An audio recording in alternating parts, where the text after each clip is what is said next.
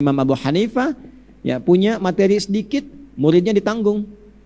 Ya, jadi punya dua murid hebat, Abu Yusuf dan Muhammad. Nah, ini salah satu muridnya ini itu ditugaskan ibunya, ayahnya meninggal, ibunya bertugaskan untuk menjajakan kue bikinan ibunya. Bikin kue, suruh dagangin. Nah, satu kali setiap lewat majelisnya Abu Hanifah, ini anak ini setiap mendengar cepat sekali pemahamannya. Kadang-kadang mampir dikit ditanya bisa langsung jawab. Abu Hanifah terkesan. Kata Abu Hanifah, coba sini dulu belajar. Saat belajar di hari itu pulang dagangan kurang laku. Ibunya nanya, kamu dari mana kok nggak jualan seperti biasanya? Hasilnya beda. Diceritakan seperti itu, maka ibunya kurang berkesan, dibawalah anaknya kepada Abu Hanifah, ditanya, kenapa yang Anda lakukan? Di sini saya mengajar, apa manfaat mengajar itu untuk kebutuhan materi keluarga kami? Maksudnya kalau dia ikut belajar, kami nggak makan, Pak. Gitu, simpelnya.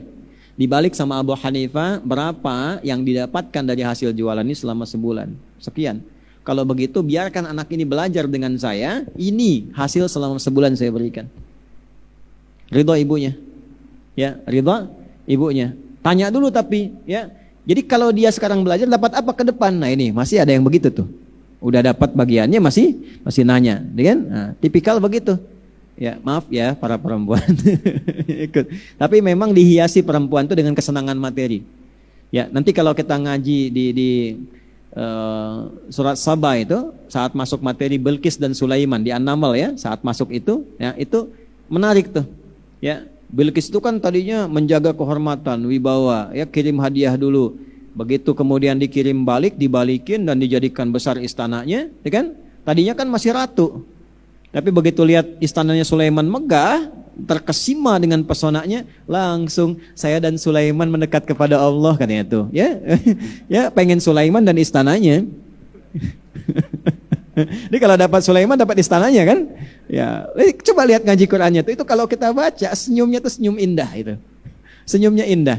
Ya Allah, saya dan Sulaiman menunduk kepadamu gitu kan. Itu baru dikasih istana tuh. Jik, baca jik tuh. Wa atun nisaa shadaqatihinna. Lah, berikan yang terbaik, maka dia memberikan hatimu untuknya sepenuhnya. Ya.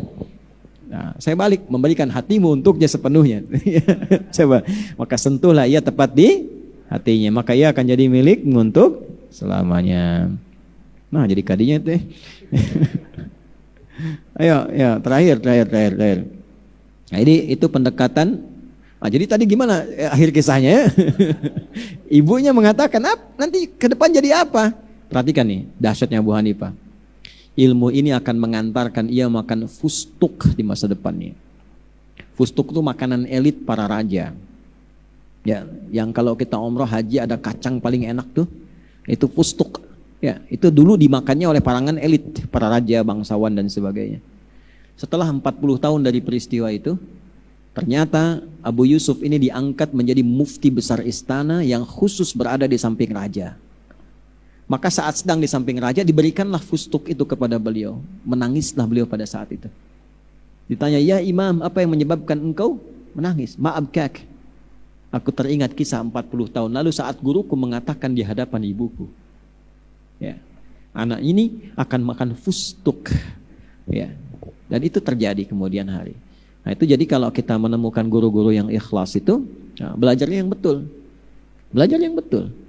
Nah, suatu saat keberkahan itu akan sampai dan itu akan didapatkan. Ya, nah, saya cerita itu karena banyak merasakan hal-hal demikian. Ya.